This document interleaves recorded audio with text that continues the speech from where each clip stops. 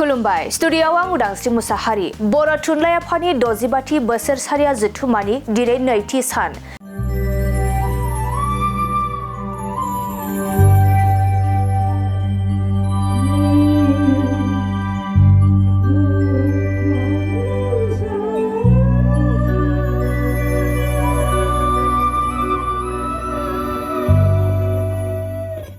चिरां जिल्लानि बर' लावगावआव सानथामनि हाबाफारिजों बर' थुनलाइ आफादनि 65थि बोसोरसालिया जथुम्मा खुंदों।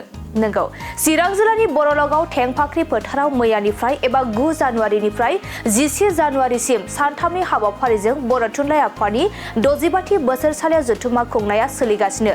बेनिनो दिनै नैथि सान।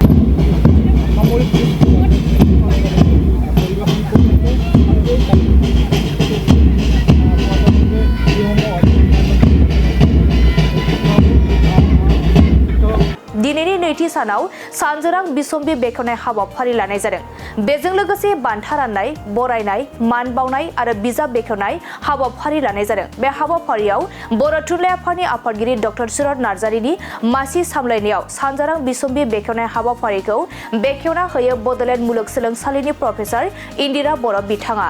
जर'खा आलासि महरै असम साहित्य सभानि आफादगिरि डक्टर बसन्त कुमार गस्वामी, बिटिसिनि मावफुं सोद्रोमा रबिराम नार्जारि, IAS फोरमान ब्रह्म बिथांमोनजों लोगोसे गुबुन गुबुन आफादनि बिबानगिरिफोरा बाहागो लादों। मोनसे जारिमिनारि जथुम्मा आं दिनै साननै जाबाय। मैया सानसे थांबाय 9 दिनै 10 आरो 10 जानुवारिनि एबा नैथि साननि जेनेखि सेथि नैथि थामथि हाबाफारि जोंहा फिरफिला बिरहोनाय लोगोसे मुंख्लंफोरनो बिबार बावनाय आरो लोगोसे रुंसारिफोरनो बिबार बावनाय बे जालांबाय। जोबोद मोजाङै जालांगासिनो दङ आरो दसे उनाव जोंहा बिजाब बेखेवनाय जागोन बानजाय आफादनि, बेनि अनगायैबो बर' थुनलाइ आफादनि गुबुन गुबुन बान्थाखौ जों राननाय जागोन आरो बे हाबाफारियावनो जोंनि मानिजाथाव प्रफेसार इन्दिरा मेडाम बिथाङा बहाय बाहागो लागोन आरो बेजों लोगोसे जोंहा सनाल कसारि साहित्य सभा, मिसिं साहित्य सभा आरो लोगोसे असम साहित्य सभानि बिथांमोना बाहागो लागोन आरो एसे आगोलाव खबर मोनदों जोंहा बिश्वजित दैमारि सार बिथाङाबो सौफैगोन बहाय। दा बेबायदिनो जोंनि हाबाफारिया जोबोद मोजाङै जाबाय थादों। जोबोद जारिमिनारि मोनसे हाबाफारि। नोंथांमोननि बयनिबो मददआ जोंनि थाखाय जोबोद थुलुंगाखांथाव आरो दिनैनि दिनाव जों नुदों जे बर' थुनलाइ आफादनि जि मावनो गोनां खामानि, बे मावनो गोनां खामानिया मालाबाबो जोबनानै थाङा आरो जोंबो थाबथाना थायाखै।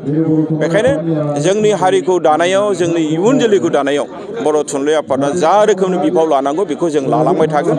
जोंहा दिनैहाय जोबथा थान्दै मेल जागोन मोनाबिलियाव। बे थान्दै मेलनि गेजेरजों जोङो गोदान बर' थुनलाइ आफादनि मावफुं आफादखौ दानानै लागोन। गोजाम मावफुं आफादनि टार्मसा इतिमध्य जोब्बायानो होनना बुंजायो। बोसोरथाम नालाय जोंनि बर' थुनलाइ आफादनि संबिजिरा। बेखौ नायनानै गोदान मोनसे आफादबो दानाय जागोन आरो गाबोन जाबाय जोंहा गेवलां मेल। गाबोननि गेवलां मेलाव आसामनि मानिजाथाव गिबि मन्थ्रि बिथाङा बाहागो लानायनि खोथा आरो बेजों लोगोसे जोंनि बिटिसिनि मानिजाथाव गाहाय मुस्रि हाग्रामा महिलारि बिथाङा गेवलां मेलखौ बेखेवनानै होगोन आरो बे हाबाफारियावनो जोंनि दिल्लीनिफ्राय जोंहा प्रफेसार रमेश भरद्वाज बिथाङा सौफैगोन। दिल्ली इउनिभारसिटिनि प्रफेसार नीलाक्षी बिथाङा सौफैगोन आरो बिनि अनगायैबो जोंहा गोबां जोंनि बर' थुनलाइ आफादनि गागि बिथांमोना बहाय बाहागो लागोन। जोंनि बर' थुनलाइ आफादनि सासे जोंहा बारग' लेङाइ आफादगिरि, बारग' गाहाय नेहाथारि मुस्रि कमलाकान्त मोसाहारि बिथाङा बहाय थांखि जानाय बुंथिगिरि हिसाबै बिबुंथि लाखिगोन। बेबायदिनो गोबां हाबाफारि जोंहा दङ आरो बे हाबाफारिफ्रा आं नुनायाव जोबोद मोजाङै जालांगोन। जोंहा मैयाबो जोङो फरायसाफोरनि थाखाय मोनसे मटिभेसनेल मोनसे प्रग्राम दंमोन। बे प्रग्रामाबो ओरैबायदि मोजां जालांदों। जोंहा हायद्राबादनिफ्राय साइन्टिस्ट फैदों, प्रफेसार फैदों आरो लोगोसे जोंनि लकेलनिफ्रायबो जोंहा IAS अफिसारफोर जायफोर रिटायार जानाय, ACS अफिसार रिटायार जानाय बिथांमोनखौ जों मोन्दों, मावबाय थानाय बिथांमोनखौ मोन्दों। बिथांमोननि गेजेरजों जोंनि हारिनि इयुन जोलैनो, जोंनि हारिया जाहाथे जोङो जौगाबाय थानो हायो, खुनु पयथे जोङो थाबथाया। जोंनि जि मोनसे खामानि मावनाया जेरावबो जाहाथे बियो हल्ड जाया, बेखौ जों नोजोर होनानै बर' थुनलाइ आफादा खामानि मावदों।